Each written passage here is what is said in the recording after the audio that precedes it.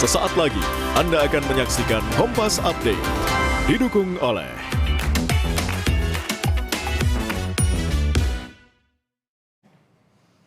Saudara, Anda menyaksikan Kompas Update pukul 16 waktu Indonesia Barat. Saya, Cindy Permadi. Saudara, saya akan ajak Anda memantau arus mudik Lebaran 2026 dari rekaman CCTV Travoy dari Jasa Marga. Ada dua titik yang akan kami ajak Anda untuk melihat. Pertama adalah di Tol MBZ dan yang kedua adalah di Tol Semarang-Batang. Di layar Anda saksikan ada dua jalur. Di layar yang Anda saksikan di sebelah kiri, layar kaca Anda, ini adalah ruas tol MBZ di kilometer 47+500. Nah, sedangkan nanti di sebelah layar kanan merupakan pantauan di ruas tol Semarang-Batang, tepatnya di ruas Weleri Kendal. Pantauan lalu lintas di ruas tol MBZ kilometer 47+500 arah Cikampek terpantau lancar dan didominasi kendaraan pribadi.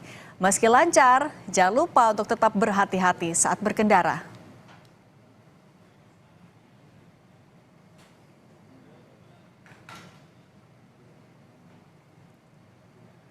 Sementara di ruas tol Semarang-Batang, ruas Weleri Kendal, kilometer 390-900 juga kondisinya sama. Arus lalu lintas lancar di kedua arah, baik yang mau mengarah ke Semarang maupun arah sebaliknya.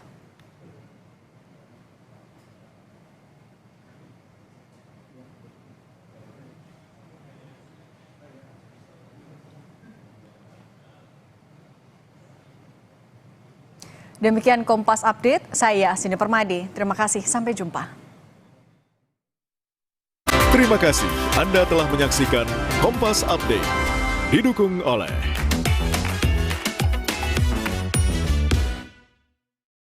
Raih kemuliaan, sambut kemenangan. Dapatkan berita dan informasi terkini. Langsung juga menutup rekayasa lalu lintas one way atau satu. Untuk acara takbiran di Masjid Istiqlal ini Seputar akan aktivitas terbagi dari masyarakat beberapa di malam takbiran dari sejumlah wilayah di tanah air. Ikuti Sapa Indonesia Malam Spesial Takbiran, Jumat 20 Maret, pukul 5:30 sore. Live, rayakan kemenangan bersama Kompas TV. Sesaat lagi Anda akan menyaksikan Kompas Petang, didukung oleh Selamat Hari Raya Idul Fitri. Minal aidin wal faizin, mohon maaf lahir dan batin.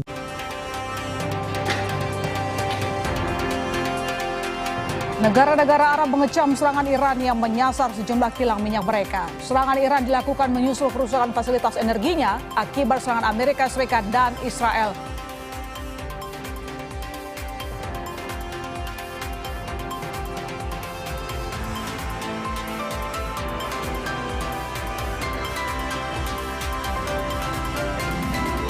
Rudal milik Israel nyaris mengenai jurnalis Russian TV Steve Sweeney dan juru kameranya saat meliput di Lebanon. Keduanya terluka akibat terkena serpihan ledakan.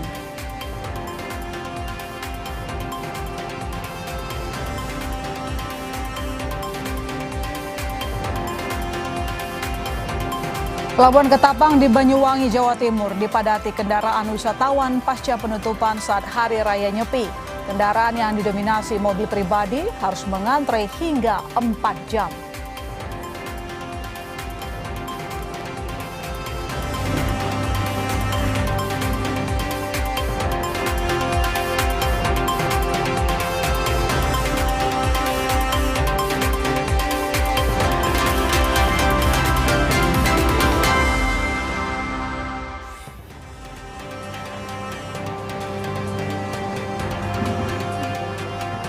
Halo, apa kabar saudara? Selamat datang di program Berita Kompas Petang, hanya di Kompas TV, independen, terpercaya. Saya, Cindy Permadi. Dan saya, Sister Tarigan. Anda menyaksikan Kompas Petang. Sorotan pertama saudara, ditinggal sholat Idul Fitri, sebuah rumah yang difungsikan sebagai gudang perabot rumah tangga di Solo, Jawa Tengah terbakar.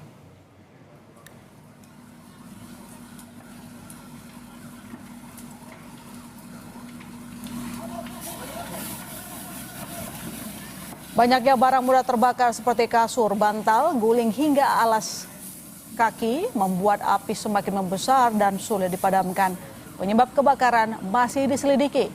Kerugian material diperkirakan mencapai puluhan juta rupiah. Tak sampai 1 jam, api berhasil dipadamkan.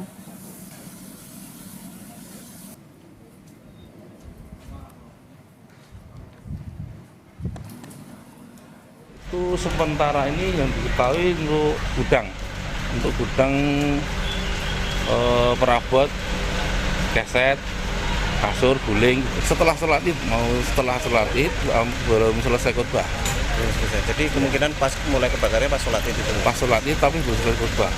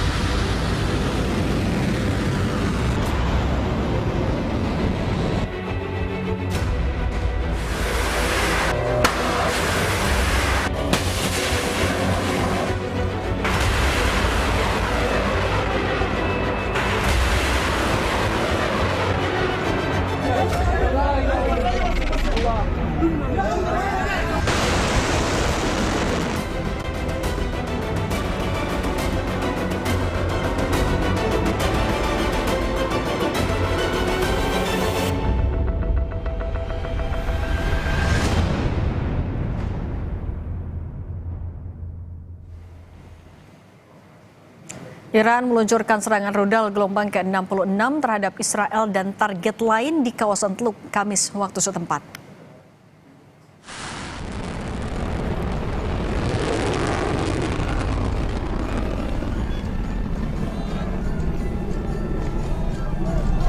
Iran menggunakan sistem senjata super berat dengan kemampuan multi hulu ledak yang diluncurkan secara bersamaan menuju sejumlah target strategis.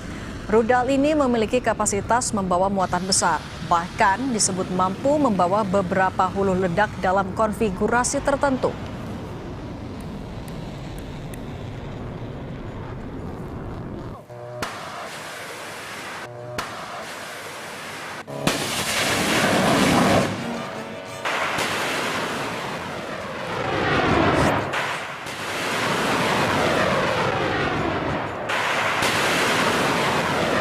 Reported against Nahariya and admitted.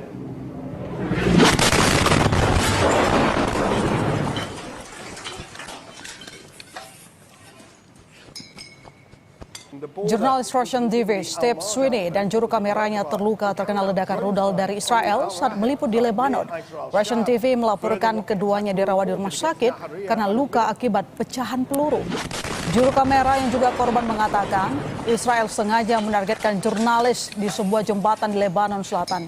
Juru bicara Kementerian Luar Negeri Rusia, Maria Zakharova, meminta organisasi internasional memberikan perhatian serius atas serangan terhadap jurnalisnya. The border, including the Al-Marj outpost opposite Merkaba, and carried out drone strikes on the Al-Raheb site near Aitor al-Shab. Iran mengumumkan penangkapan 178 mata-mata dan tentara bayaran AS Israel yang terlibat sejak awal perang. Dalam pernyataan yang dikutip dari kantor berita Iran, Garda Revolusi Iran mengatakan mata-mata yang ditangkap berperan mengirimkan lokasi pusat dan mengirimkan gambar titik-titik sensitif yang telah diserang kepada dinas intelijen Amerika dan Israel.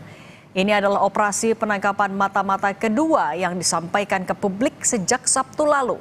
Pengumuman penangkapan ini berlangsung usai Menteri Intelijen Iran, Ismail Hatib, tewas dalam serangan Israel.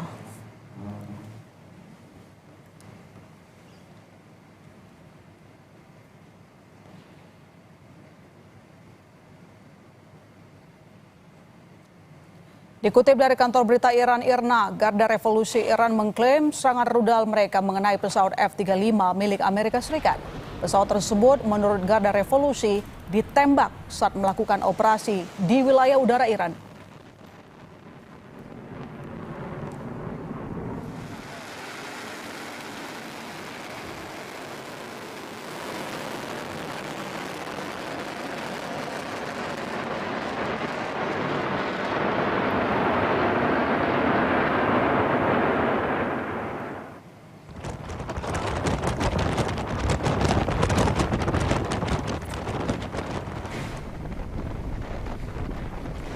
Kilang minyak Israel di Haifa terkena serpihan rudal setelah serangan rudal dari Iran berhasil dicegat. Rekaman yang diambil dari dalam mobil memperlihatkan asap tebal membumbung di atas kilang minyak tersebut. Menteri Energi Israel, Eli Cohen, mengatakan serangan itu tidak menimbulkan kerusakan signifikan pada fasilitas infrastruktur. Insiden ini terjadi setelah Israel menyerang ladang gas terbesar di dunia dan merupakan sumber energi utama Iran, South Pars, pada Rabu lalu.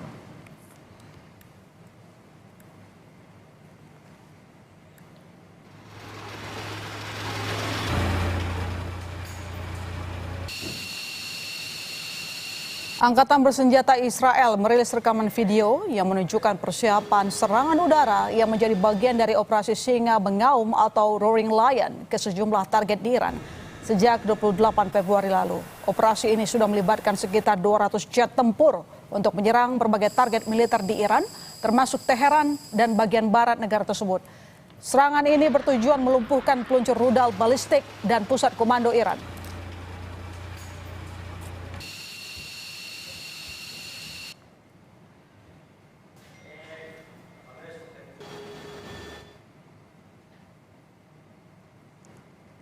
Militer Israel juga merilis video yang menunjukkan serangan terhadap kapal-kapal militer dan pusat komando Iran.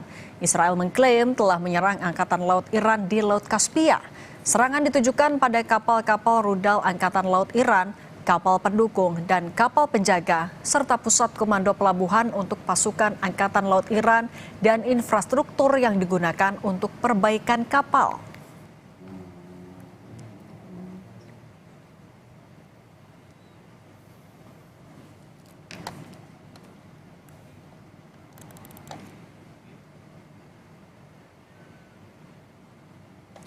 Pasukan pertahanan Israel merilis rekaman serangan terhadap fasilitas peluncuran dan penyimpanan bawah tanah yang digunakan untuk mempersiapkan peluncuran rudal balistik ke arah Israel.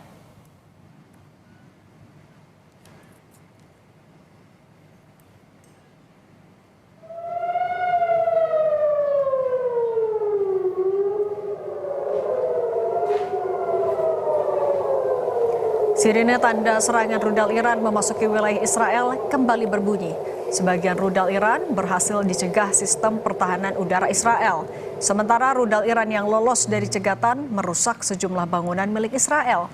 Tak hanya rudal Iran yang menyasar Israel, rudal milik milisi Hizbullah juga jatuh di sejumlah kota Israel. Salah satu kota yang terkena sasaran rudal Hizbullah adalah Kiryat Shimona. Serangan ini mengakibatkan 4 orang terluka.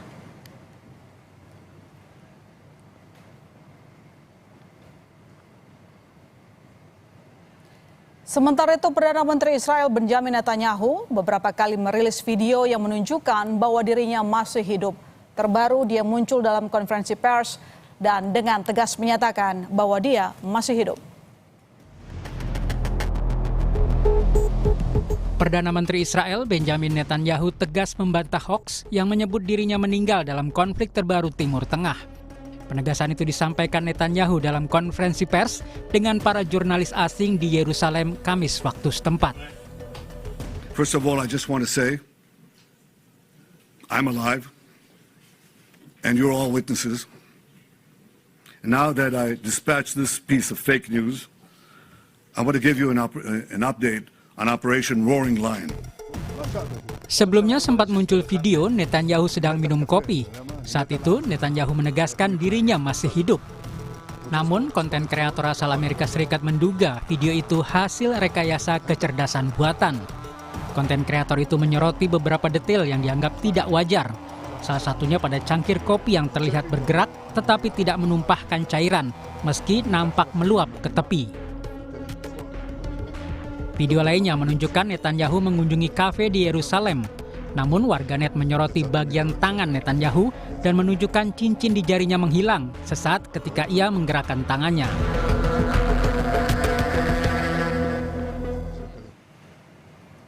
Tetap bersama kami, Kompas Petang masih akan hadir dengan informasi sejumlah pemudik masih melintasi jalur utama Pantura Kota Cirebon 1 hari jelang Idul Fitri. Mereka pulang kampung hari ini karena baru dapat jatah libur dari tempat kerja.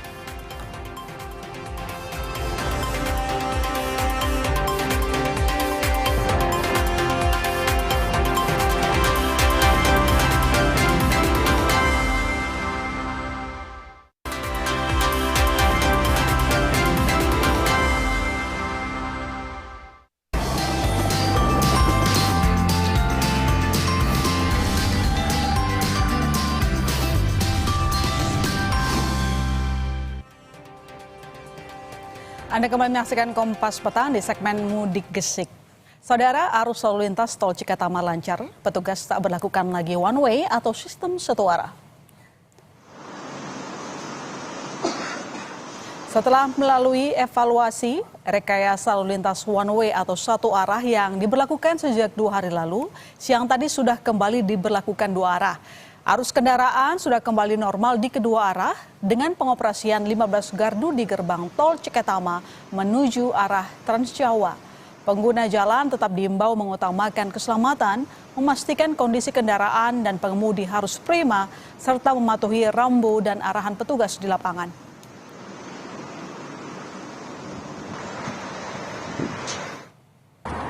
Pada tanggal 18 kemarin kita lakukan one way. Hari ini kita evaluasi bahwa kondisi arus cukup landai, cukup terkendali. Oleh sebab itu, tadi kami pukul 13 melakukan sosialisasi. Setelah sosialisasi kami melakukan sterilisasi atas izin Bapak Kapolri untuk arus mudik atau one way nasional. Sementara kami nyatakan ditutup pada pukul 13.22 yang lalu. Lalu lintas di Simpang Gobing Garut ramai 1 hari jelang Hari Raya Idul Fitri. Beberapa kali terlihat kendaraan luar wilayah seperti dari Jakarta, Bandung, dan Karawang, juga Purwakarta yang masuk ke kawasan Garut melalui Simpang Gobing. Selain menjadi pintu masuk ke kota Garut, Simpang Gobing juga menjadi pintu masuk ke berbagai tempat wisata di sekitaran Garut.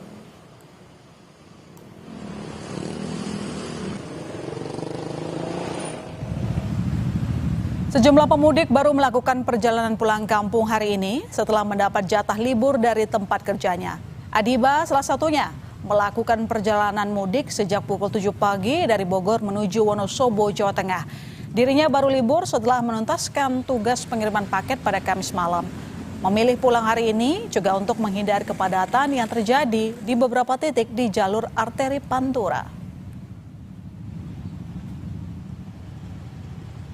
Jumat, besok udah mau lebaran.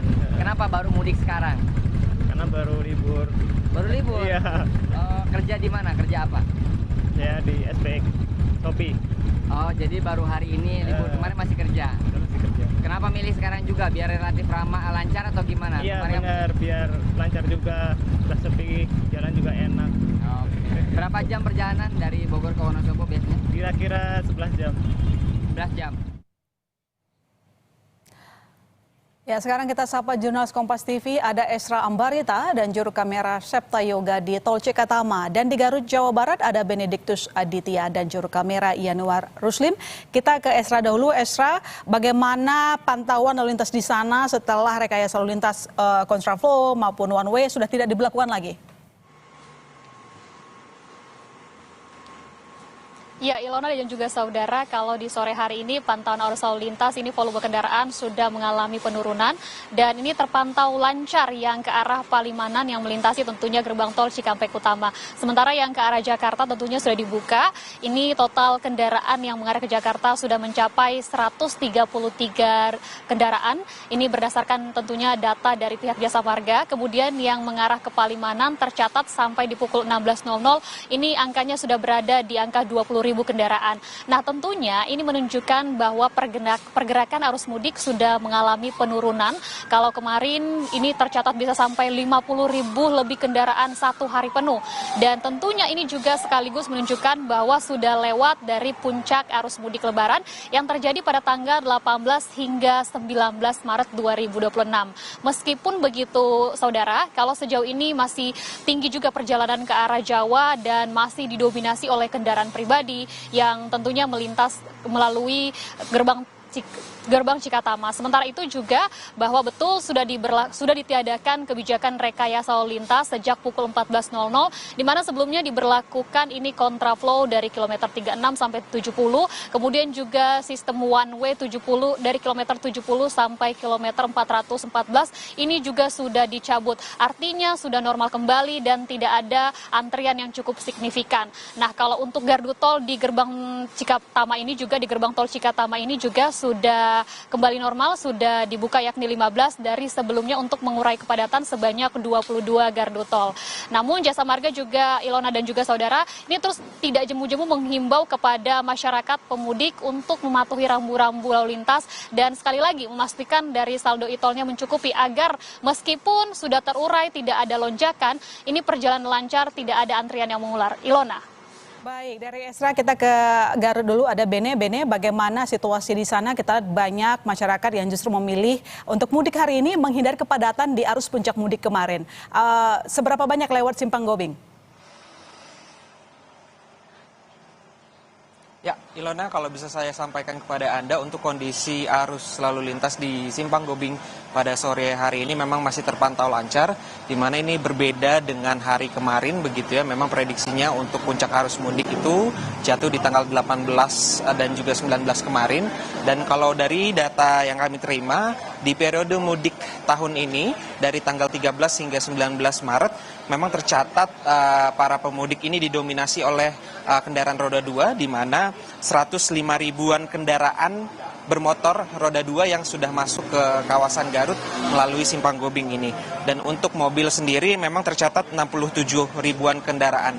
Kita bisa lihat dari data ini memang para pemudik ataupun pengendara yang melakukan perjalanan ke arah Garut, Ilona, memang didominasi oleh para pengendara motor roda 2. Dan kalau bisa kita ketahui, Ilona dan juga saudara, memang Garut sendiri ini merupakan salah satu destinasi para pemudik begitu ya, yang melakukan perjalanan antar kota, antar wilayah, baik itu dari daerah Bandung, Subang, Purwakarta, dan melanjutkan perjalanan ke arah Garut. Dan kalau dari arah Garut sendiri memang ini juga bisa dilanjutkan ke arah Tasikmalaya dan nantinya menggunakan jalur untuk ke arah Jawa Tengah melalui jalur selatan begitu ya, Ilona dan juga saudara. Nah, untuk sampai dengan sore hari ini memang pihak kepolisian juga masih men-standby-kan ratusan personel yang tersebar di beberapa titik yang berada di sepanjang jalur Bandung menuju Garut, di mana untuk titik rawan kepadatan di area ini sendiri memang terdapat beberapa titik, diantaranya di tempat saya mengabarkan di Simpang Gobing dan juga di Jalan Kadungora yang merupakan perlintasan juga ke arah Limbangan. Begitu, Ilona. Baik, terima kasih Bene melaporkan dari Garut dan sebelumnya juga ada Esra dari Cikatama. Terima kasih sekali lagi, selamat kembali bertugas rekan-rekan. Saudara, informasi lain di Kompas Petang, Pelabuhan Ketapang di Banyuwangi, Jawa Timur dipadati kendaraan wisatawan pasca penutupan saat Hari Raya Nyepi. Kendaraan yang didominasi mobil pribadi harus mengantre hingga 4 jam.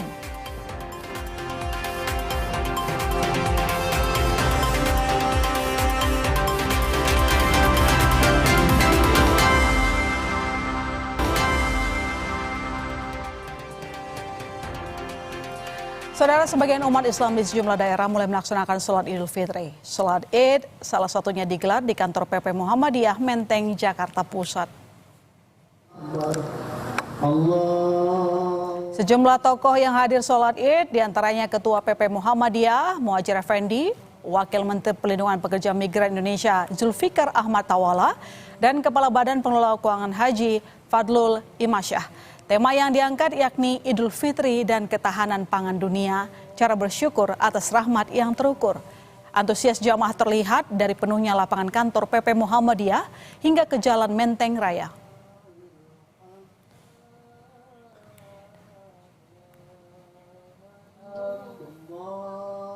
Bahan pangan saya kira bagus, sudah menyampaikan menyisir surat Yasin, itu tentang termasuk berkaitan dengan pangan dan keberadaan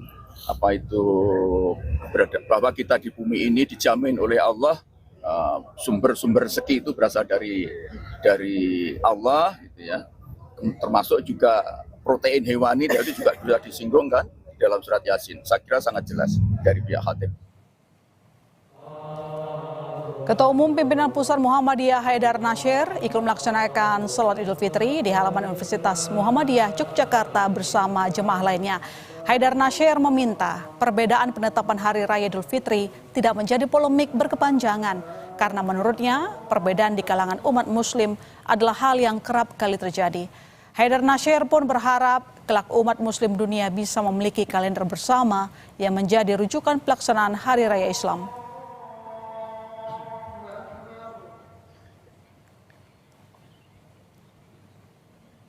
Pelaksanaan Idul Fitri tidak perlu kita centang perenang mempertajam perbedaan.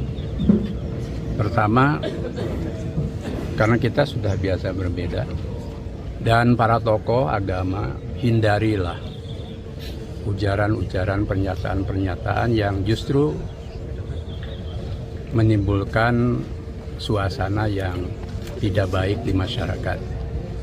Jalani Idul Fitri baik yang tanggal 20 maupun yang tanggal 21, bahkan ada yang kemarin, untuk lebih khusyuk dalam beribadah dan menimbulkan kesalehan jiwa dan pikiran. Sorotan berikutnya, kemacetan masih terjadi di Pelabuhan Ketapang di Banyuwangi, Jawa Timur. Pasca ditutup saat Hari Raya Nyepi dan 1 hari jelang Hari Raya Idul Fitri.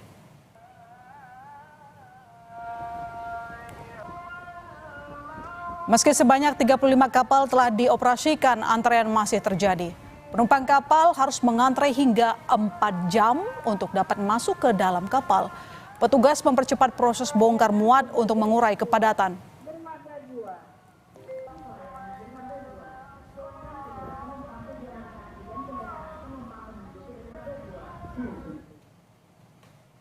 Antrean kendaraan di Pelabuhan Ketapang Banyuwangi, Jawa Timur mengular hingga ke jalan raya. Pelabuhan Ketapang Banyuwangi kembali dibuka hari ini untuk penyeberangan menuju ke Gilimanuk, Bali, setelah kemarin ditutup karena Hari Raya Nyepi.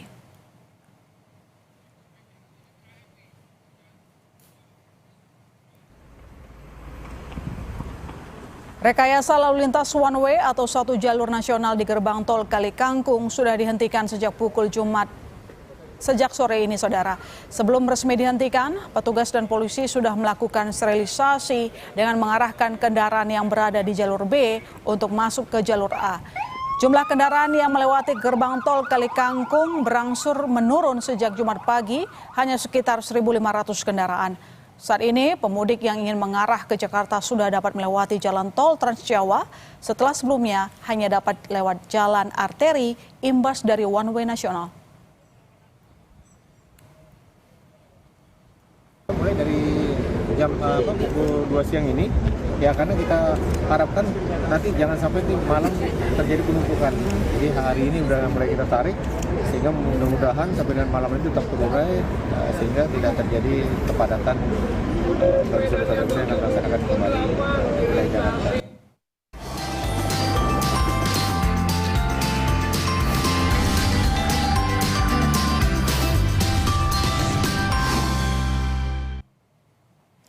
Saudara, pemerintah segera memberlakukan kebijakan kerja dari rumah atau work from home 1 hari dalam seminggu bagi aparatur sipil negara ASN dan pegawai swasta. Kebijakan ini diambil mengantisipasi dampak tingginya harga minyak.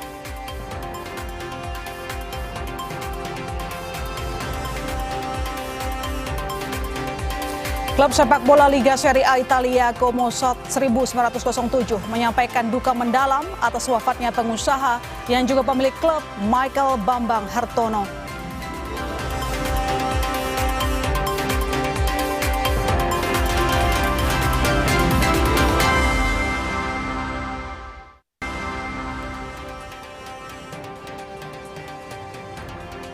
Saudara, Presiden Prabowo Subianto menegaskan kasus penyiraman air keras terhadap aktivis Kontras Andre Yunus merupakan tindak kejahatan serius yang mendorong kasus itu diusut tuntas hingga ke aktor intelektual.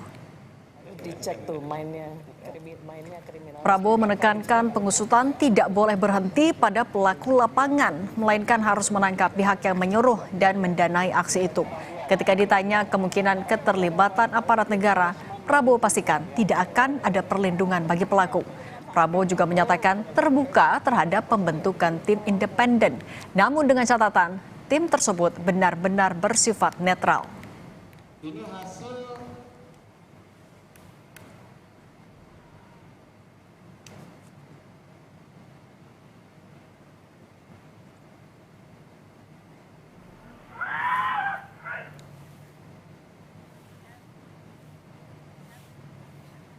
Harus dicek tuh mainnya. Ini terorisme, iya kan? Tindakan biadab harus kita kejar, harus kita usut. Harus kita usut. Siapa yang nyuruh? Siapa yang nyuruh? Siapa yang bayar? Ya jelas dong. Yang berseragam tidak akan dilindungi, tidak akan ada impunitas. Tidak akan. Bapak menjamin itu, Pak? Saya menjamin. Saya ingin menegakkan hukum. Saya ingin membangun Indonesia yang beradab. Saya dipilih oleh rakyat untuk membela rakyat. Tapi kita waspada. Saya minta diusut benar sampai aktornya. Kesorotan lain, Saudara, Menteri Keuangan Purbaya Yudisadewa mengaku setuju jika gaji menteri dan gaji wakil menteri dipotong sebagai langkah efisiensi penggunaan anggaran pendapatan dan belanja negara APBN. Di tengah ketidakpastian perkembangan konflik di Timur Tengah, pemerintah akan melakukan efisiensi di berbagai kementerian dan lembaga untuk menjaga defisit APBN tetap di bawah 3%. Menkyu Purbaya Yudisadewa mengatakan bakal menetapkan persentase pemotongan anggaran belanja kementerian lembaga. Menkyu juga menyebut tidak menutup kemungkinan akan melakukan pemotongan gaji menteri dan wakil menteri.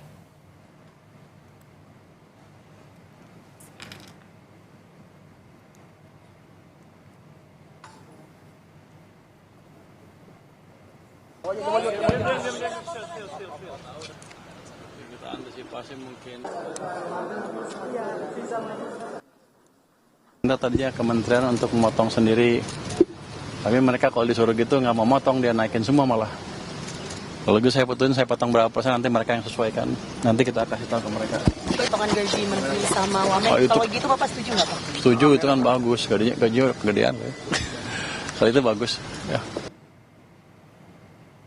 Pemerintah segera memberlakukan kebijakan kerja dari rumah atau work from home 1 hari dalam seminggu bagi aparatur sipil negara, ASN, dan pegawai swasta. Kebijakan ini diambil merespons tingginya harga minyak. Menko Erlangga Hartarto mengatakan kebijakan WFH bagi ASN dan pegawai swasta akan diberlakukan setelah Lebaran. Langkah ini diambil untuk menghemat penggunaan BBM secara signifikan. Saat ini pemerintah masih mematangkan aspek teknis pelaksanaan kebijakan tersebut.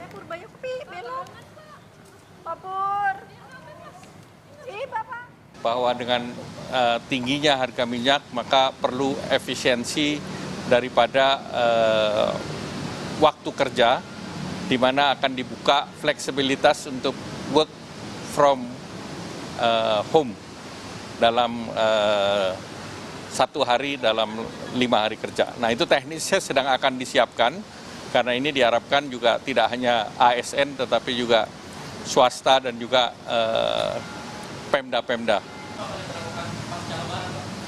Pasca Lebaran, tapi nanti kita akan tentukan kapan waktunya. Ya. Semua. Saudara, pengusaha Michael Bambang Hartono meninggal dunia di Singapura pada Kamis 19 Maret. Sosok berpengaruh dalam bisnis dan ekonomi Indonesia ini meninggal di usia 86 tahun. Jenazah Michael Hartono tiba di Persemaian Grand Heaven Pluit, Jakarta Utara, disambut keluarga hingga sahabat yang berduka. Selain dikenal sebagai pengusaha sukses, Michael Bambang Hartono juga dikenal dengan dunia olahraga seperti bulu tangkis, sepak bola, dan bridge. Di usia 78 tahun, ia pernah menjadi atlet tertua dari kontingen Indonesia dalam cabang olahraga bridge bersanding dengan atlet bridge nasional Bertor Poli dan sukses menyumbangkan medali perunggu. Bertor Poli mengatakan semasa hidupnya, bos jarum itu dikenal sangat sederhana.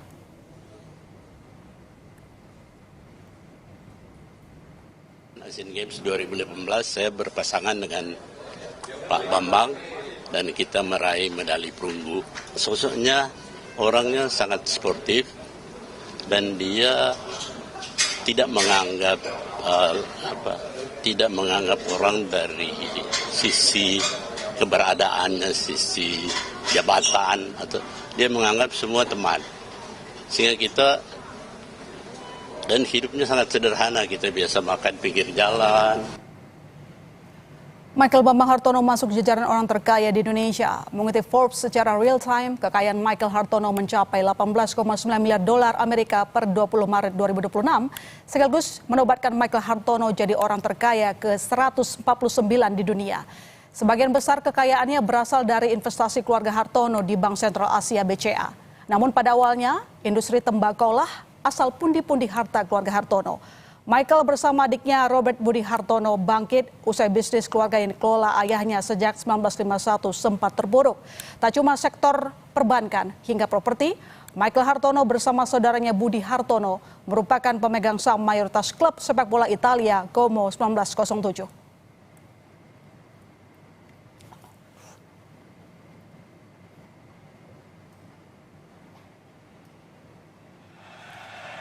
Klub sepak bola Italia Como 1907 menyampaikan duka mendalam atas wafatnya pengusaha yang juga pemilik klub, Michael Bambang Hartono.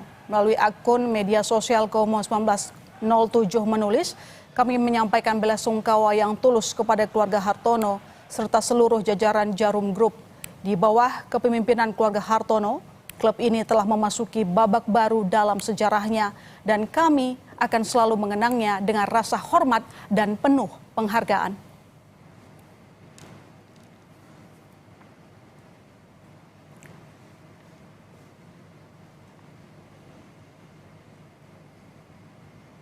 Kami akan kembali dengan informasi negara-negara Arab mengecam serangan Iran yang menyasar sejumlah kilang minyak mereka.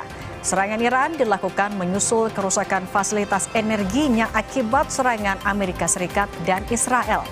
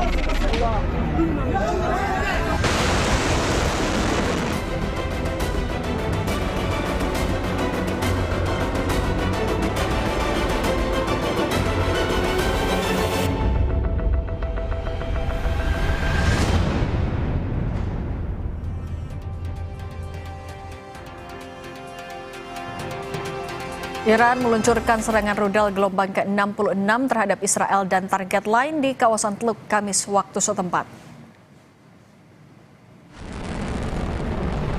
Iran menggunakan sistem senjata super berat dengan kemampuan multi hulu ledak yang diluncurkan secara bersamaan menuju sejumlah target strategis.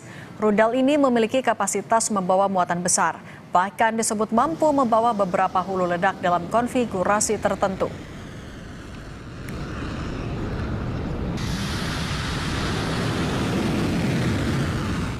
Against Nahariya and a minute.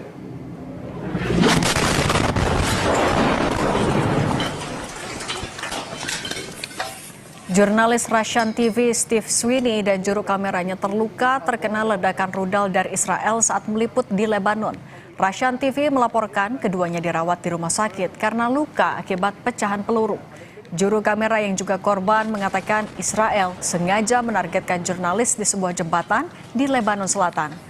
Juru bicara Kementerian Luar Negeri Rusia, Maria Zakharova, meminta organisasi internasional memberikan perhatian serius atas serangan terhadap jurnalisnya.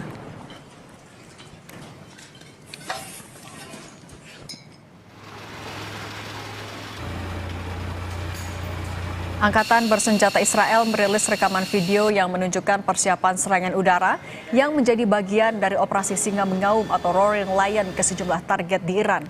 Sejak 28 Februari, operasi ini sudah melibatkan sekitar 200 jet tempur untuk menyerang berbagai target militer di Iran, termasuk Teheran dan bagian negara barat tersebut. Serangan ini bertujuan melumpuhkan peluncur rudal balistik dan pusat komando Iran.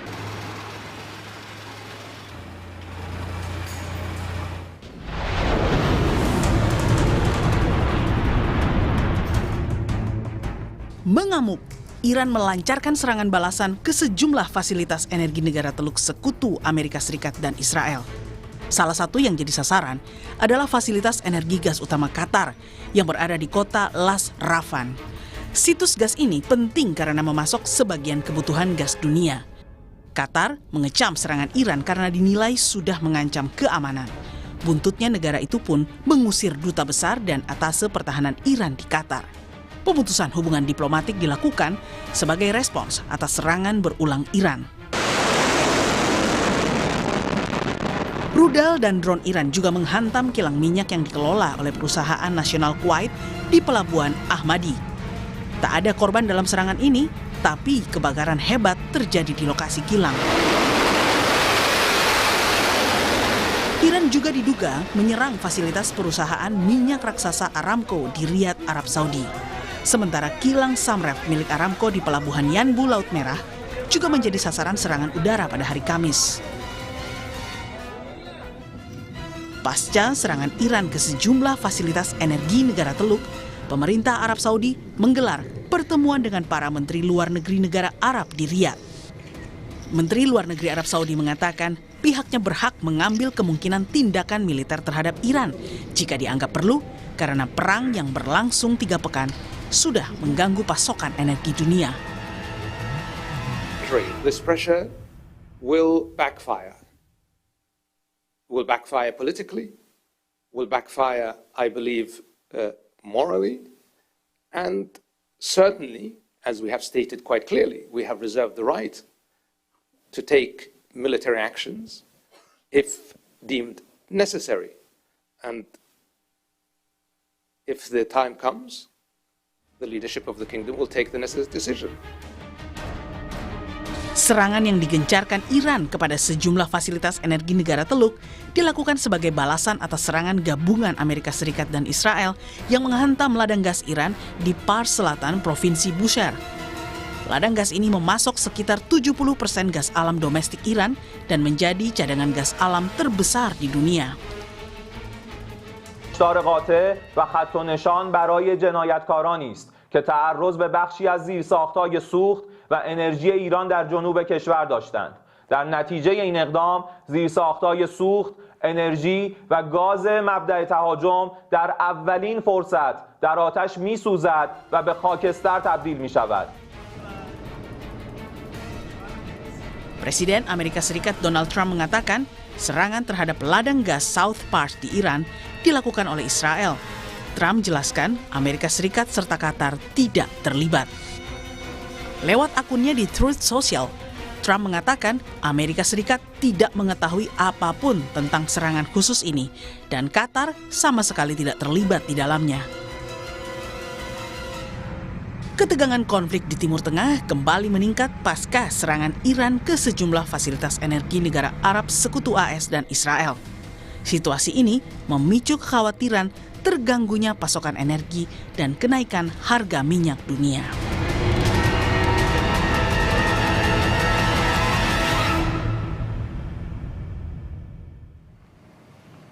Menteri Luar Negeri negara-negara Arab akhirnya berkumpul di Riyadh, Arab Saudi sebagai respons keras atas serangan rudal Iran ke kilang-kilang minyak mereka. Akankah seruan kecaman Menlu negara Arab ini jadi awal meluasnya perang? Kita bahas bersama peneliti senior Indo-Pacific Strategic Intelligence Aisyah Kusuma Sumantri dan pakar strategi PPAU alumni US Air War College Marsma Purnawirawan Agung Sasongko Jati. Selamat petang semuanya. Selamat sore. Selamat sore, Mbak Cindy. Pak Agung, saya ke Mbak Aisyah dulu ya. Mbak Aisyah, kalau pernyataan dari Menlu Arab bilangnya ini adalah serangan dari Iran tidak bisa dibenarkan dan mereka tidak akan mengenyampingkan opsi tindakan militer. Anda menganalisis ini sebagai sebuah kecaman biasa atau sangat mungkin ditindaklanjuti? Ya. Sangat mungkin ditindaklanjuti. Yang pertama kita lihat awalnya memang negara-negara Arab ini masih wait and see. Dia masih menunggu sampai ada intervening variabel yang besar sehingga mereka dapat mengikuti perang. Sebelumnya ada beberapa pertimbangan yang kemudian dimiliki oleh negara-negara Arab dalam kemudian mengekskalasi situasi. Yang pertama adalah beban politik dari perang, yaitu kemudian ketika mereka menjadi belligerent maka akan ada potensi bahwa perangnya akan melebar ke tahapan perang regional. Yang kedua adalah kemudian adanya potensi polarisasi sosial di antara masyarakatnya. Karena mau tidak mau kita harus akui bahwa Iran ini memang meskipun pemerintahannya ini memiliki posisi yang kontra terhadap Iran, tetapi kemudian masyarakatnya memiliki favorability yang tinggi. Karena mau tidak mau kita akui bahwa Iran ini merupakan salah satu negara yang berani untuk kemudian menentang kekejaman Israel di Palestina, sehingga kemudian favorable pandangan dari masyarakat Arab terhadap Iran itu sendiri. Baik, tapi kalau bentuk tindak lanjut yang mungkin dilakukan ini sampai ke serangan fisik atau hanya tekanan politik? Untuk kemudian tindak lanjut, ada kemungkinan akan serangan fisik. Yang pertama adalah at the very least ya, ini kita tidak bicara tentang serangan ke Irannya, tetapi kemudian kita bicara tentang serangan yang mungkin akan menghalau segala bentuk serangan yang mungkin akan terjadi di negara-negara Arab di masa depan. Apakah itu dengan cara misalnya melakukan intercepting yang lebih modern, ataukah dengan cara sebenarnya yang paling efektif adalah menghancurkan persenjataan Iran sebelum sampai ke negara-negara Arab ya, sebelum melakukan itu. Tetapi untuk bisa melakukan itu dibutuhkan adanya political will. Nah, ini yang harus kita pahami bahwa sebelumnya tadi ada beberapa hambatan untuk bisa melakukan hal tersebut ya, termasuk tadi beban politik dalam negeri, beban politik regional, dan kemudian polarisasi masyarakat. Tetapi ketika kemudian hajat hidup orang banyak dari Timur Tengah ini sudah terganggu, mau tidak mau sebenarnya pemerintah dari negara-negara Arab ini perlu melakukan suatu tindakan gitu. Jadi secara political will-nya sendiri ini sudah terpenuhi sampai saat ini. Oke, kalau ada dorongan untuk melakukan tindak lanjut Pak Agung, tapi kalau menurut Anda bagaimana Iran akan merespons tekanan dari negara-negara di Teluk itu? Iran melakukan itu dengan rencana ya. Yang kelihatan paling punya rencana di dalam konflik ini adalah Iran. Jadi jelas apa yang dilakukan oleh Iran itu semua dengan rencana. Baik termasuk meskipun dia mengalami kehancuran, banyak hal, tapi memang rencana dia adalah memang tidak melawan di karena Iran itu dari lama udah belajar dari perang pada saat Amerika menghabisi Irak, kemudian belajar di Lebanon, mereka sudah belajar bagaimana mendesentralisasi daripada ininya. Sehingga pada saat Ayatollah tewas atau wafat, kemudian mereka sudah otomatis akan mendelegasikan kepada cabang-cabang daripada ARGC di provinsi-provinsi untuk menyerang dengan tabel ataupun dengan daftar daripada apa tindakan dilaksanakan. Sehingga dengan terusnya perlawanan meskipun pimpinan teratas tidak ada, itu tetap menunjukkan dia eksis. Jadi yang penting sama kayak kita zaman dulu, meskipun presiden kita, Presiden Soekarno ditangkap, tapi Jenderal Sudirman tetap melawan. Sehingga akhirnya Republik tetap eksis karena itu sama. Jadi di Iran itu juga sama. Apa yang dilakukan RGC adalah tetap bagaimana Iran tetap eksis. Nah tapi Pak Agung, maksudnya bentuk respons yang akan disampaikan Iran apa? Apakah mereka hanya akan hanya dipertimbangkan saja atau akan respons lebih serius? Oh tidak, semua serangan ini semua adalah dengan perhitungan semua.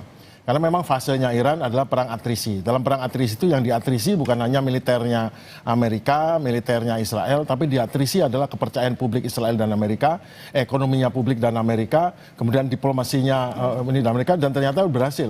Yang rontok kepercayaan diplomasi atau hubungan diplomasinya malah Amerika. Israel udah jelas lah. Kemudian secara ekonomi akan mengalami masalah adalah Amerika dan sekutunya.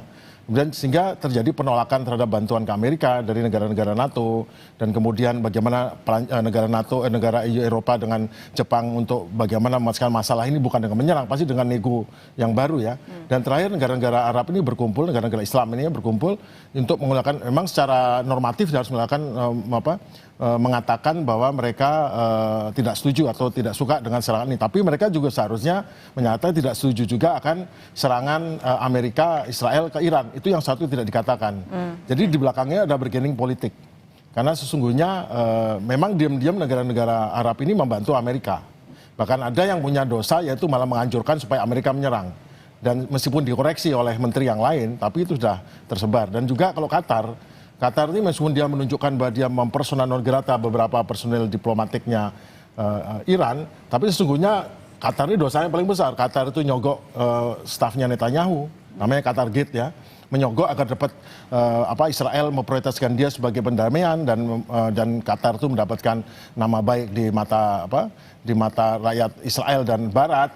Kemudian di sisi lain Qatar itu juga dengan Presiden Trump membuat ISMA. Jadi ada semacam proyek lapangan golf dan proyek pembuatan villa-villa mewah di sana dengan harga hampir di atas $5 miliar. Dan kemudian Presiden Trump dapat hadiah $400 juta ini pesawat kepresidenan yang nanti setelah Trump pensiun akan jadi pesawat Library of Trump. Jadi sebetulnya yang dilakukan oleh Trump sekarang terakhir adalah dengan menyalahkan Israel tidak koordinasi untuk menyerang ladang minyak Iran. Iran kan membalas ini karena ladang minyak diserang, dia balas ladang minyaknya Qatar. Qatar sendiri adalah pensuplai 40% gas alam dunia yang mensuplai hampir ke Eropa. Dan Eropa sendiri karena diputus oleh Amerika untuk mendapatkan gas murah dari Iran, maka dia mendapatkan alternatif dari Qatar. Dan sekarang diputus lagi, mereka harus kemana? Mereka jelas ini gara-gara Trump, bukan gara-gara Iran. Nah sekarang yang terjadi adalah Trump sendiri saat ini begging.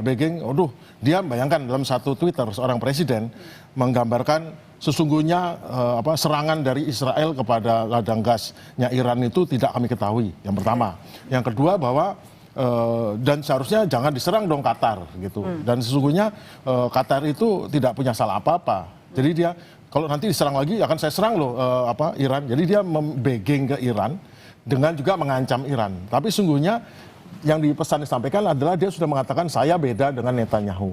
Oke, sebentar Pak Agung. Kalau misalnya sudah ada pernyataan atau kan ini bukan pertama kali ya bilang kalau tidak ada koordinasi antara Israel dengan Amerika Serikat. Mbak Isha, Anda melihat sebenarnya ini mulai ada apa backgroundnya sampai seorang Donald Trump mulai turut menyalahkan Israel juga dalam konflik ini? Dari awal memang yang kalau kita lihat di dalam konflik ini, Amerika Serikat itu sebenarnya terseret di dalam peperangan ini. Karena yang sejak awal dari kita lihat dari tahun 2025, serangan Roaring Lion pertama, saat itu memang backgroundnya itu adalah retaliasi ya atas kemudian serangan Iran waktu itu ke Tel Aviv, lalu kemudian akhirnya Tel Aviv melakukan serangan balik dengan kemudian lebih besar-besaran. Dan saat itu mau tidak mau Amerika Serikat terseret di tengah.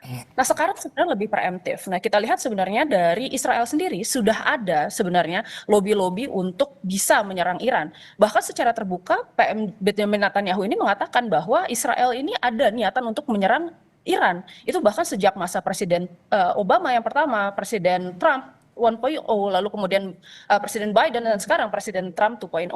Nah tetapi entah kenapa kita juga tidak tahu ada kemudian lobby-lobby tertentu ya yang kemudian akhirnya dimenangkan oleh kemudian PM Netanyahu dalam mempersuasi Presiden Trump untuk kemudian mengikuti peperangan ini. Nah di tengah jalan mungkin memang kita lihat bahwa segala persiapan yang kemudian dilakukan oleh Amerika Serikat untuk kemudian bisa menyerang Iran ini memang sangat kurang gitu. Bisa kita lihat dari bagaimana kemudian pernyataan dari Hegseth yang menyatakan bahwa kita mengetahui bahwa kemudian Iran akan menutup Selat Hormuz, tapi kita tidak memiliki antisipasi untuk kemudian bisa mengatasinya. Itu kan saja sudah terlihat bahwa kemudian dari segi strategi mereka tidak ada perencanaan yang baik gitu. Nah dari sisi ini kita lihat bahwa dari politik domestik Amerika Serikat sekarang sudah mulai ada perpecahan terkait perang ini. Di awal kalau tidak salah approval rate tentang perang ini itu dari Bloomberg sekitar kurang lebih kalau tidak salah 59% itu menolak adanya peperangan ini. Yang berarti apa?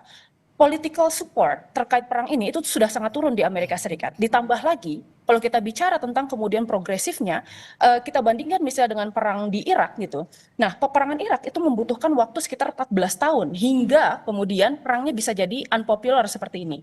Gitu. Jadi Presiden Trump sekarang berada di dalam posisi yang tidak diuntungkan, terlebih dari dengan kecaman-kecaman masyarakat. Jadi ada potensi di mana sebenarnya mereka bisa mengalahkan dari segi militer, tetapi kita tahu sebenarnya yang namanya dari segi peperangan, war is a continuation of politics. Kalau menurut Clausewitz ya, berarti kan sebenarnya dari jangka panjang ketika tadi kata Pak Agung ini ditarik menjadi protracted war, lalu kemudian dibuat sedemikian rupa agar perangnya mahal dan pada satu waktu pasti akan mempengaruhi hajat hidup Amerika gitu. Saat ini dukungan dari MAGA masih kuat, tetapi ketika harga minyak misalnya sudah mencapai $150 per barel, maka kemudian resesi itu pasti sudah akan terjadi, gitu ya. Jadi kemudian dari segi Amerika Serikat ini sudah agak berat. Sementara sebenarnya yang pertama kali kemudian mengusung ide untuk menyerang Iran, strategik purpose-nya itu sebenarnya muncul dari Israel. Karena Israel ini ingin kemudian menjadi hegemon tunggal di kawasan tersebut. Dan ketika Iran memang berhasil membangun senjata nuklir, maka existential threat-nya itu bukan ke Amerika Serikat, tetapi ke Israel. Maka dari itu saya rasa sebenarnya di sini ada perbedaan, terutama karena kemarin ya kita lihat bahwa Tel Aviv juga sudah mulai hancur, lalu kemudian ada beban-beban politik yang kemudian muncul, tetapi kemudian dari Israel sendiri masih bersikukuh. Sementara dari Amerika sendiri sudah mulai ada goncangan politik di dalam negeri. Oke Mbak Isha, tapi dengan semakin menurutnya political support di dalam negeri Amerika Serikatnya sendiri ini mempengaruhi pertimbangan atau kalkulasi dari negara-negara tertentu tidak? Bagaimana sebenarnya mereka menyikapi? Apakah mereka akan menunjukkan mereka ada di sisi Amerika Serikat atau mereka akan mencoba mencari jalur yang lebih aman? Ya, negara-negara Teluk ini dari awal saya setuju dengan Pak Agung, memang membantu Amerika Serikat ya secara diam-diam. Bahkan sebenarnya ya itu sudah terlihat dari bagaimana kemudian mereka harboring kemudian US military base di wilayah mereka. Dan saya rasa sebenarnya kalau mempertanyakan apakah kemudian political supportnya akan mempengaruhi, saya rasa iya. Yang pertama, ini negara-negara Teluk ini pasti mempertanyakan apakah AS masih bisa diandalkan sebagai aliansi yang terpercaya oleh negara-negara yang tadinya itu mendukung penuh Amerika Serikat di dalam peperangan ini. Nih kita bisa lihat polanya tidak hanya di negara-negara Teluk, tetapi juga kemudian di negara-negara NATO dan bahkan kemudian negara-negara aliansi di Asia Pasifik seperti misalnya Jepang yang kemarin ada pernyataan ya bahwa Jepang tidak akan mengirimkan kapalnya ke kawasan Selat Hormuz. Nah lalu kemudian kita lihat juga sebenarnya, dari negara-negara Teluk ini sekarang dia sedang berusaha untuk kemudian melakukan yang namanya internal balancing. Jadi berusaha agar kemudian ketika Amerika Serikat ini tidak bisa kemudian melakukan extended balancing ya ke kawasan tersebut dan tidak mampu melindungi negara-negara Teluk ini dari serangan-serangan yang sudah direncanakan Iran tadi. Karena Iran tadi ya bermainnya tidak hanya kemudian dia ke arah kerusakan fisik saja, tetapi juga kerusakan ekonomi dan kemudian tekanan sosial dari masyarakat. Maka kemudian yang pada akhirnya terjadi adalah sekarang mereka tadi ya ada perencanaan tertentu khususnya adalah dengan mengikuti peperangan yang sangat berlangsung. Jadi ada potensi negara-negara Teluk ini ikut peperangan. Oke, kalau gitu Pak Agung, tapi kalau misalnya kita membandingkan ini sudah masuk minggu ketiga, kalau misalnya memang akan ada keterlibatan dari negara Teluk, apakah Iran masih akan sanggup untuk mengimbangi? Tapi jangan jawab dulu, kita akan bahas lagi, tetap bersama kami di Kompas Petang.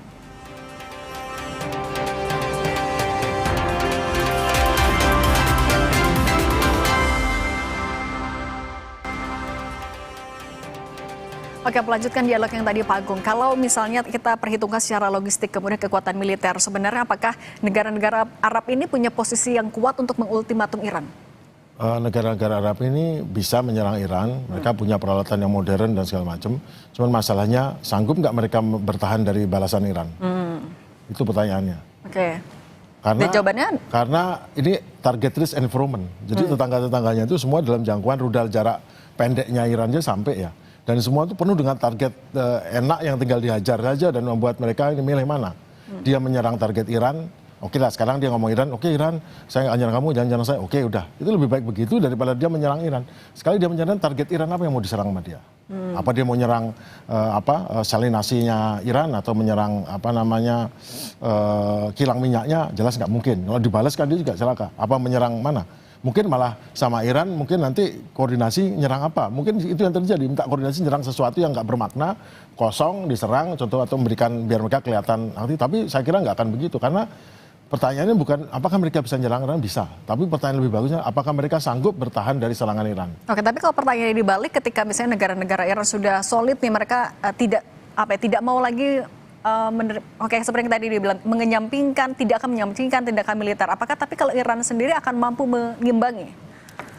Iran mampu, karena negara Arab itu yang nggak mampu mengimbangi Iran dia dihajar Amerika aja, sekarang dia masih kuat dan masih bisa menyerang balik ya. Dan negara-negara ini mau nyerang apa? Mereka mau bermusuhan sama Iran? Kan tidak. Oke. Dia kan ingin memberikan pesan. Jadi semua tindakan militer, tindakan diplomasi itu memberi pesan. Nah sekarang saya kembali ke Donald Trump. Donald Trump itu kan sekarang dia ambiguity, uncertainty. Kenapa? Karena sungguhnya Donald Trump ini pengen exit strategi yang baik dan semua hal yang ribet ini membuat dia jadi kesulitan untuk pergi. Dengan dia sudah menyerang Netanyahu, artinya Netanyahu bagi dia itu nggak berarti apa-apa dibandingkan dengan keselamatan dirinya sendiri, keselamatan bisnisnya dia di Qatar. Dan dia sudah bilang itu kepada Iran, saya nggak ikut tanggung jawab untuk nyerang ini, artinya jangan diserang bisnis saya. Karena bisnisnya berupa proyek properti itu dengan mudah bisa dihancurkan. Dan sudah dibilang kan sama Iran, saya akan hancurkan bisnisnya Trump dimanapun. Karena dia tahu di Qatar itu investasi 5 miliar dolar lebih, total 10 miliar dolar, yang 10 miliar itu banyak sekali dan dia bisa merusak masa depan Trump karena serangannya kan tidak dibatasi dengan wilayah, dia bisa balas nyerang karena seperti kapalnya Iran diserang di perairan internasional, dia punya hak untuk menyerang Amerika dimanapun juga. Kan Amerika nggak mau eskalasi seperti itu gitu. Jadi gini intinya, Amerika itu pengen perang cepat selesai, nanti pindah ke yang baru. Ternyata Iran menggunakan strateginya ini dilama-lamain. Nah, kemudian juga karena dia pengen cepat selesai, dia harus cepat selesai. Karena persenjataannya, peralatannya, orangnya, logisnya tidak sanggup untuk perang terlalu lama. Kalau misalnya ternyata Amerika Serikat sedang mencari exit plan, tapi kan di sisi lain Mbak Aisyah, Israel masih terus memburu petinggi-petinggi dari Iran, dan Iran juga sudah berjanji akan melakukan balas dendam. Ini ujungnya akan seperti apa? Akan semakin tereskalasikah atau ada opsi justru akan bisa meredam? Saya kira kita harus pahami dulu ya karakteristik dari kedua negara, baik itu dari Israel maupun dari Iran. Iran dan Israel itu berbeda dengan Syria, berbeda dengan Irak, berbeda juga dengan kemudian negara-negara lain ya yang ikut berperang dengan Amerika Serikat dulunya. Kalau misalnya kita lihat misalnya perang di Irak secara simetris ini selesai ketika Saddam Hussein tertangkap, tetapi kemudian di Iran tidak begitu. Karena sebenarnya kita lihat Iran sendiri memiliki konstitusi yang kuat, sehingga kemudian jika ada satu pemimpinnya yang meninggal, maka kemudian akan digantikan dengan pemimpin lain yang sangat cepat. Bahkan kalau kita lihat kemarin ketika Ali Larijani ya sebagai salah satu kemudian pemimpin tertinggi ya dari militer Iran itu sendiri ketika itu tersingkir, yang kita lihat adalah sebenarnya Iran langsung kemudian bergegas untuk mengganti Larijani dengan salah satu kandidatnya, yaitu adalah Jalili. Nah, Jalili ini justru malah lebih keras sebenarnya dibandingkan dengan Larijani yang memiliki Western education ya, yang sebenarnya secara militer, secara ideologi sebenarnya Larijani ini cukup moderat gitu. Yang terganti malah kemudian orang yang sangat keras dan kemudian sangat radikal, sama dengan kemudian apa yang terjadi ketika Ali Khamenei juga ini meninggal. Nah, yang kita lihat di sini adalah meskipun banyak sekali pemimpin-pemimpin baik itu dari Israel maupun dari Iran yang pada akhirnya berguguran ini, tetapi tidak merubah kemudian dinamika politik dan dinamika perang. Ini akan jadi political shock, iya. Tetapi kemudian ada beberapa efek juga yang kita bisa expect di sini. Yang pertama adalah sebenarnya perilaku rally around the flag gitu. Untuk Iran ini sudah terbukti bahwa ketika ada pimpinan-pimpinan yang meninggal, maka kemudian masyarakatnya akan semakin kuat. Nah, untuk Israel ini kita masih mempertanyakan karena sebenarnya karakteristiknya ini masih agak berbeda, dan rata-rata ini masyarakat Israel merupakan masyarakat yang terbentuk dari imigran gitu dengan latar belakang yang berbeda-beda. Nah, ini yang kemudian perlu kita pertanyakan. Lalu yang kedua juga ini ada kemudian potensi adanya pergantian strategi dari segi militer, komunikasi antara pemerintah dengan militer, bahwa ketika kemudian ada incaran terhadap kepala-kepala negara dan pimpinan-pimpinan militer, yang terjadi adalah mereka akan berusaha untuk memperketat dan melindungi kepala-kepala militer mereka gitu. Jangan sampai pimpinan-pimpinan ini akan terbunuh lagi gitu ya. Lalu yang ketiga tadi perketatan pengamanan terhadap pimpinan suatu negara. Nah, ini akan terjadi kita lihat. Di dalam beberapa minggu terakhir ini yang kita lihat adalah sebenarnya ada beberapa pimpinan militer tinggi dari Iran dan Israel yang pada akhirnya meninggal karena serangan tersebut. Tetapi yang kita lihat ini tidak seberapa berpengaruh sebenarnya di dalam peperangannya, karena tadi secara konstitusi keduanya kuat dan political will-nya masih ada untuk bisa melanjutkan peperangan. Ya harapan kita tidak ada, kita maunya deeskalasi, jangan sampai ini kemudian semakin meluas. Mbak Aisyah dan Pak Agung, terima kasih sudah berbagi bersama kami, terima kasih sudah datang di studio Kompas TV, sehat selalu semuanya. Terima kasih Mbak Cindy dan Pak Agung. Ya, terima kasih, mari Bu. Saudara, pasukan tentara Israel menembakkan gas air mata untuk menghalau warga Palestina yang akan sholat Idul Fitri di luar kompleks Masjid Al-Aqsa.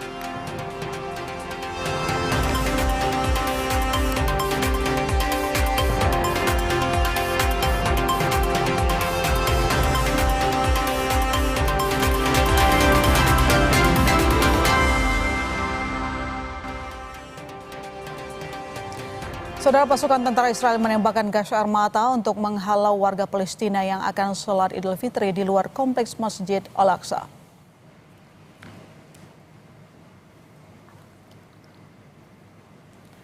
Dari video yang diunggah jurnalis Palestina di akun Instagramnya, Al-Quds polisi membebaskan gas air mata untuk membubarkan kerumunan Ratusan warga Palestina berkumpul di jalan sekitar kompleks Masjid Al-Aqsa untuk melakukan sholat Idul Fitri. Jemaat terpaksa beribadah di jalanan akibat akses kiblat pertama tersebut dibatasi ketat dengan alasan keamanan nasional. Otoritas Israel telah melarang sholat Idul Fitri di Masjid Al-Aqsa di Yerusalem Timur dengan alasan pembatasan keamanan yang diberlakukan di tengah perang melawan Iran.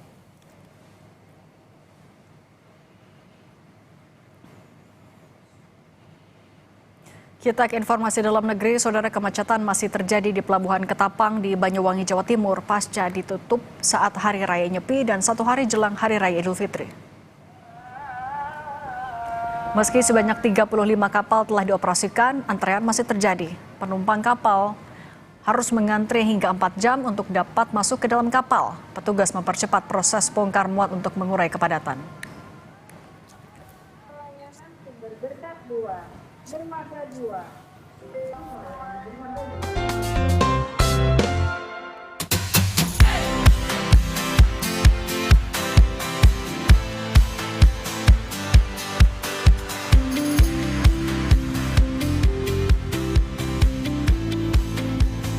Pemirsa, mudik bukan hanya soal cepat sampai, tapi juga soal keselamatan di perjalanan. Karena itu pemudik diimbau untuk selalu memastikan kondisi fisik, kendaraan, dan juga kebutuhan selama perjalanan. Dan Anda juga bisa memanfaatkan waktu untuk beristirahat agar badan tetap terasa segar saat melanjutkan perjalanan. Anda juga bisa berkunjung ke rest area terdekat untuk beristirahat atau membeli perbekalan Anda. Langkah sederhana tersebut diharapkan mampu untuk menekan resiko angka kecelakaan selama arus mudik berlangsung.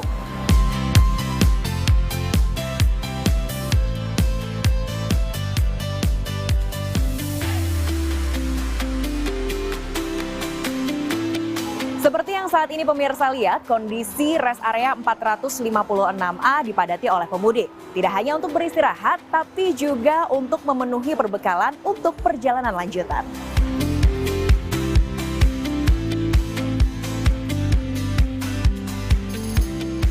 Mari kita cari pemudik yang bisa kita tanya tentang cerita perjalanan mudik kali ini.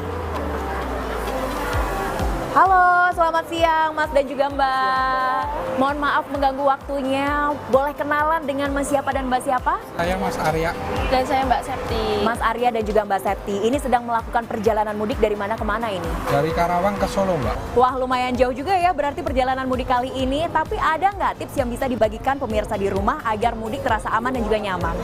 Jadi kami biasanya makan minum yang cukup, terutama minumnya ya Mbak. Saya biasanya pilih yang kandungannya mineralnya yang pasti.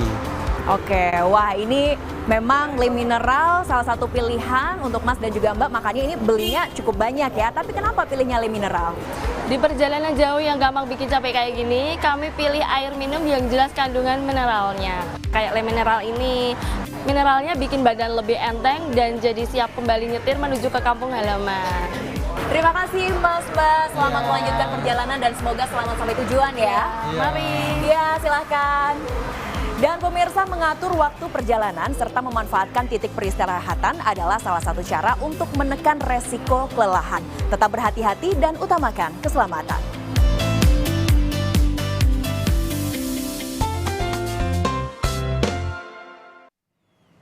Informasi tadi menutup perjumpaan kita di Kompas Petang. Saya Sister Tarigan. Saya Sini Permadi. Terima kasih. Sampai jumpa.